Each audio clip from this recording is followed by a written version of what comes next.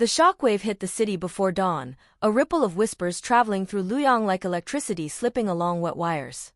The leaked airport footage arrived without a source, without warning, without explanation. One moment the city slept beneath its fog-thick blankets, and the next every device, every billboard, every phone vibrated with the same message. Y.M-451, airport sequence. Unauthorized frame release. People rushed to screens as though drawn by gravity itself. They expected blurry images, maybe grainy shadows. What they found instead cracked the silence of the entire skyline. A cold blue frame. A timestamp burned in the corner. Yu Menglong, hood up, backpack slung over his shoulder, walking through the Golden Meridian International Airport on the night he vanished. And behind him, just barely visible, a figure. Not approaching. Not in the crowd. But appearing, frame by frame, as if materializing out of the very pixels. By sunrise, the city had stopped breathing. Everything that came before, the leaked cafe audio, the mysterious vault, the crescent star insignia, the shadow corridors, the murmurs of Orion, all found their rhythm again through this new, impossible footage. The past had returned. And this time, it walked beside him. No one knew who released the footage. The bureau denied involvement. The airport claimed its servers had been clean. But the leak came anyway, like a ghost hand dragging truth into daylight. Analysts, detectives, random citizens, all froze as the footage began, looping across every screen. The airport was bustling, a river of travelers carrying their own stories. Light shimmered off chrome beams, announcements echoed in soft chimes, and Menglong moved through the crowd with his usual quiet stride. His face was calm, almost peaceful, but his eyes darted, scanning, searching, reading the air as if he felt something wrong. At frame 34, nothing unusual. Frame 35, normal. Frame 36. A ripple. A distortion. A silhouette fading into existence. The figure wasn't walking. Wasn't running. It simply appeared, a dark smudge that sharpened into shoulders, then a body, then a face hidden under a wide-brimmed traveler's hat. No distinguishing marks. No gait. No breath. A presence that did not belong to the living crowd. By frame 42, the figure's head tilted. Watching Menglong. Tracking him. Moving only when he moved, perfectly synchronized, like a shadow regaining its owner. Across the city, people recorded the footage with shaking hands, replaying the frames again and again, whispering theories that swirled like ghosts through online forums. He wasn't alone. This figure knows the three pillars. It's Orion. No, this is someone worse. The footage shouldn't be possible. What made the footage even stranger was the airport security logs. That night, no one matching the figure's appearance had passed through any gates, sensors, or scanners. No passport. No ID. No heat signature. No movement detected by human eyes. But the camera caught it. The camera that wasn't supposed to record shadows. Investigators pulled the footage apart like surgeons dissecting a phantom. They zoomed in. They enhanced pixels. They inverted colors, checked heat maps, ran spectral layering. And still, the figure defied every rule of reality. In negative filter, its outline brightened, not with human warmth, but with a cold light that glowed faintly like lunar frost. In infrared, the figure did not appear at all. In thermal view, Menglong radiated heat, the figure remained a void. A hole in the world. Walking behind him. And in frame 89, the strangest moment unfolded. Menglong paused. He turned slightly, not fully, but enough for his eyes to flicker back, as though sensing a presence that had no business existing. But his gaze passed through the space where the figure stood, as if he couldn't see it. Or as if he had been trained not to. The leak didn't end there. After the main sequence, the footage shifted, the camera angle changed to a second vantage point, one no airport archive listed in its blueprints. From this new angle, the figure appeared clearer. Taller.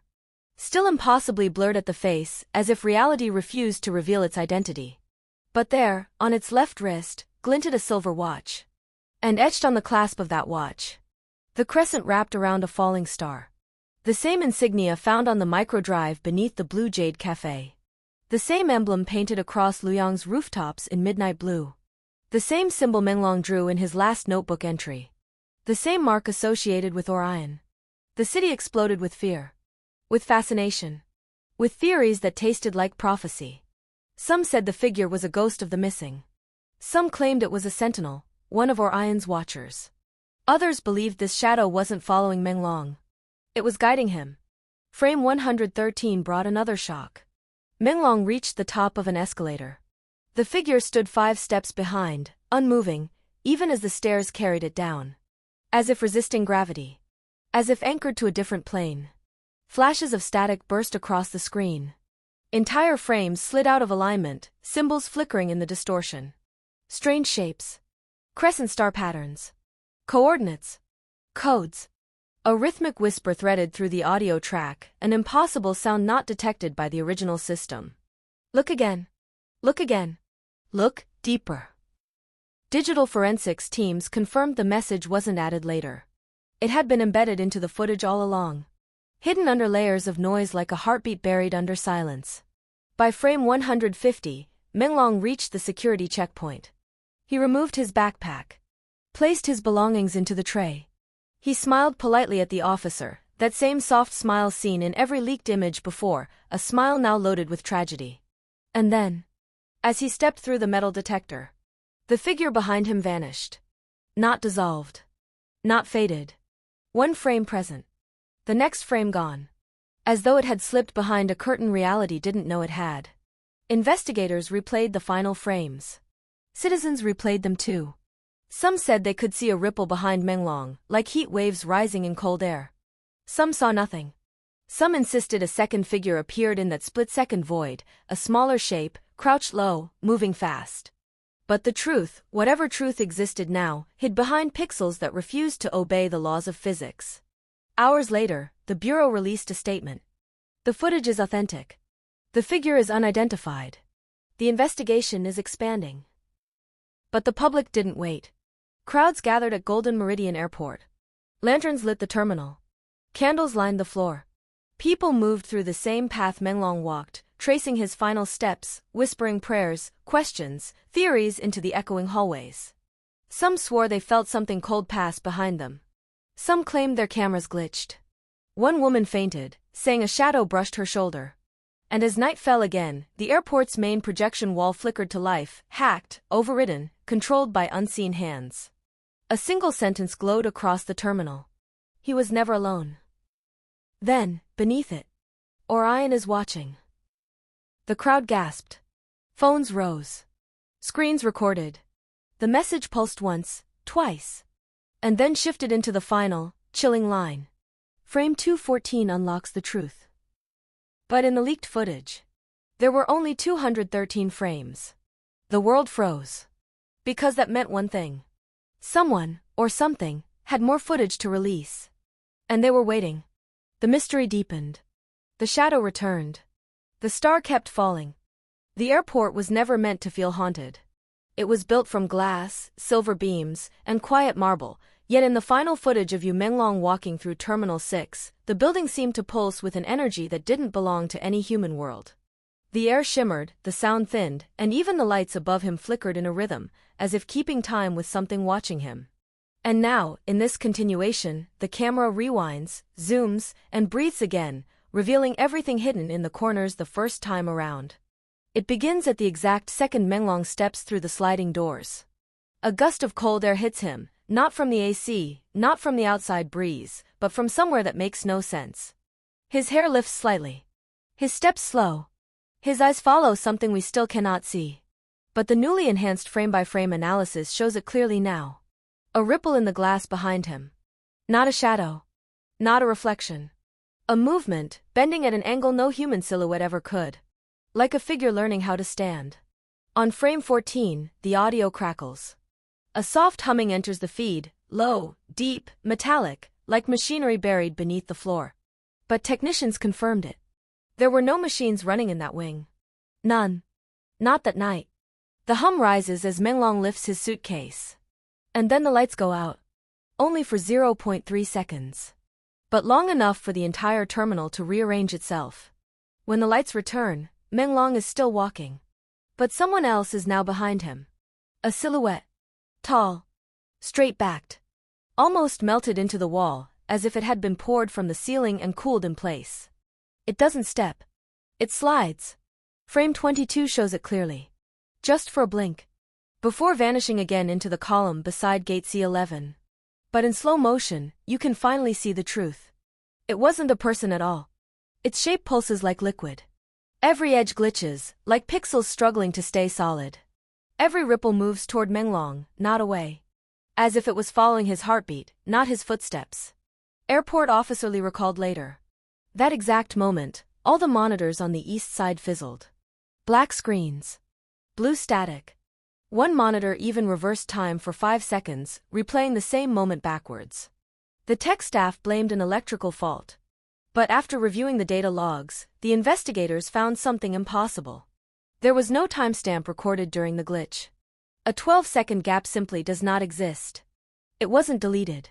It was never written. As if time refused to acknowledge it. Meanwhile, Menglong makes a call. The audio is corrupted, but in the enhanced version, you can hear faint fragments. It's here, again. No, not like before. It followed me out of the studio. Tell them the coordinates. If I don't land. And then, the line cuts. But not in the usual way. It cuts with a tone no airport camera has ever recorded. A heavy, vibrating, subsonic thud, like a door of iron closing somewhere deep beneath the floor. Right after that thud, the figure returns. This time on the opposite side of the corridor. Still no footsteps. Still no motion blur. Just sudden appearance, like an error in reality placing it where it wants to be. Frame 47 changes everything. Menglong stops. Not suddenly. But in a slow, uneasy freeze, as if his body reacts to something his eyes haven't caught yet. His posture stiffens. He turns around. And though the camera doesn't show his face in that moment, his shadow does. His shadow recoils. It pulls back toward his feet. Like it's trying to hide under him. As the tall ripple figure emerges from behind the vending machine. This is the first frame where the figure has a shape. It is humanoid. But wrong in every direction. Arms too long. Head tilted at a degree too sharp. Body made of shifting grayscale swirls, like static trapped inside glass. And then. It points. Not at Menglong. At the wall behind him. The wall flickers. A shape appears. A symbol. The same one seen in the Blue Jade Cafe leak. And the same one projected across the towers in Luoyang weeks later. A perfect spiral made of intersecting lines. The Orion spiral. The mark that follows him everywhere. Menglong steps backward. 1 step. 2. 3. The figure collapses into the floor like spilled ink. Then reappears behind him. The footage skips. Not a technical glitch, but a spatial jump. Menglong's suitcase lifts off the ground for a millisecond. Though he never lets go of the handle. Gravity loses its grip on him. Lights dim around him in a circular radius. Airport cameras confirm. For exactly 1.4 seconds. Yu Menglong's body cast no reflection. No shadow. And no heat signature. As if he wasn't physically present. As if something else was controlling the scene. And then it happens. The most chilling moment in the entire Part 1 footage. Frame 89. You must pause it to feel it. There, on the polished airport floor, not far from Menglong's shoe. The reflection of the strange figure remains visible even after the figure disappears. Meaning, the figure was never on camera. It was only ever in the reflection. Only visible in surfaces. Never in direct sight. This is why security guards never saw it. This is why passengers walked past Menglong without noticing anything unusual. This is why only the footage reveals the truth. The figure was following him from beneath. From angles human eyes can't naturally see. From positions outside normal dimensional perspective. Frame 102 is where investigators froze the screen for hours. Because on the glass near gate C13, written in fog-like strokes, a message appears. Do not board. Not handwritten. Not smeared by fingers. But formed by temperature change. A perfect condensation imprint. And when Menglong sees it, he hesitates. He breathes in sharply. His hand trembles.